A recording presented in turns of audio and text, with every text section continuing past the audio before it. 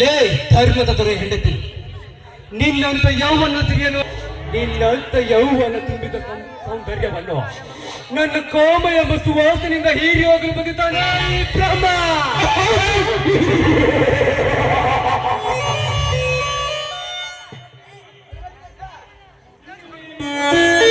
ಪಾರ್ವತಿ, ನೀನೇನು ಸತಿ ಸಾವಿತ್ರಿಯಲ್ಲ.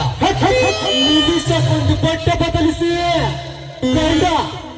ಗಂಡಸರಿಗೆ ಕರಗುವ ಕೈಯ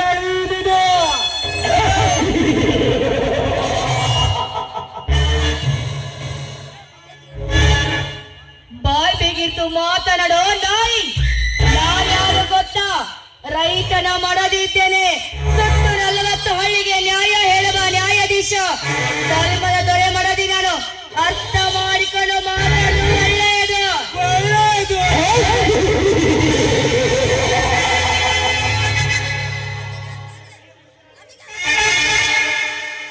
ಲೇ ಊಸರ ಬಳಿಯಂತೆ ಬಣ್ಣ ಬಣ್ಣದ ಸೀರೆ ಧರಿಸುವ ಬಡಿವಾರದ ಹೆಣ್ಣೆ,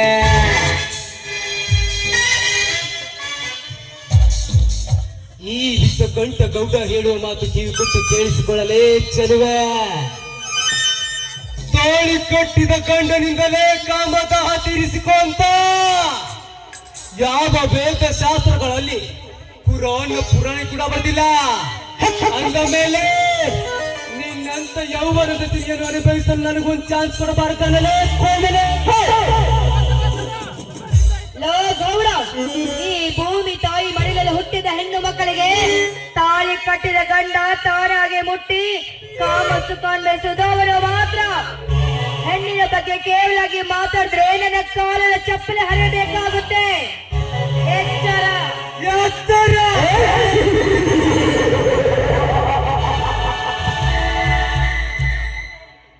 ಲೇ ಪಂಡ ಹೆಣ್ಣೆ, ನನ್ನ ಮನಸ್ಸಿನಲ್ಲಿ ಮೂಡಿಸಿಕೊಂಡಿರುವ ಕಾಮದಾಹವನ್ನು ತೃಪ್ತಿಪಡಿಸಿಕೊಳ್ಳಬೇಕೆಂದು ನಿನ್ನಂತ ಹೆಣ್ಣು ಅಲ್ಲ, ಇಡೀ ಈ ಊರಿನ ಗಂಡು ಹೆಣ್ಣು ನನ್ನ ಮೇಲೆ ಎರಗಿ ಬಂದಲ್ಲ. ಯಾಕರಿ ಹಿಂದೆ ಸರಿ ಇವನಲ್ಲ ಈ ಲಂಚನೆಯ ಬಂಟ.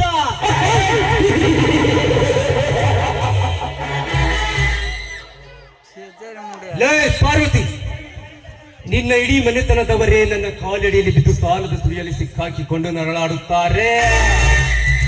ಅಂದಾಗ ನನ್ನ ತಲೆಗೇರಿದ ಕಾಮದ ಕಿಚ್ಚನ್ನು ನಿನ್ನ ದುಂಡಾದ ದೇಹ ಚಿಪ್ಪಿನಲ್ಲಿ ಹಾಕಿ ನನ್ನ ಪ್ರಿಂಟ್ ತೆಗೆಯದಿದ್ದರೆ ನನ್ನ ಗಂಡಸ್ತನಕ್ಕೆ ಅಪಮಾನ ಬಾರಲೇ ಬಣ್ಣದ ಪಾತ್ರ ಕಿತ್ಯ.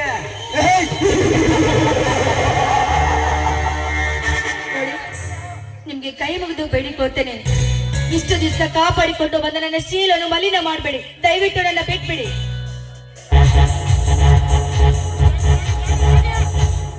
ಶೀಲ, ನಿನ್ನ ಶೀಲ ಮೈಲಿಗೆ ಆಗಬಾರದು ಎಂದರೆ ನಾನು ಹೇಳಿದಂತೆ ಕೇಳ್ತೀಯ ಪಾರ್ವತಿ? ನೋಡಿ, ಆದ್ರೆ ನನ್ನ ಶೀಲೆ ಬಿಟ್ಟು ಬೇರೇನಾದ್ರೂ ಕೇಳಿ. ಹಾಗಾದರೆ ಪಾರ್ವತಿ, ಈಗ ನನ್ನನ್ನು ತಪ್ಪಿಕೊಂಡು ನನ್ನ ಪ್ರೇಮ ಗೀತೆಯನ್ನು ಹೇಳಿದ ಕಾಲು ಕೇಳುವ. ಆಯ್ತು ಗೌಡ್ರಿ, ನೀವ್ ಹೇಳ್ದಾಗ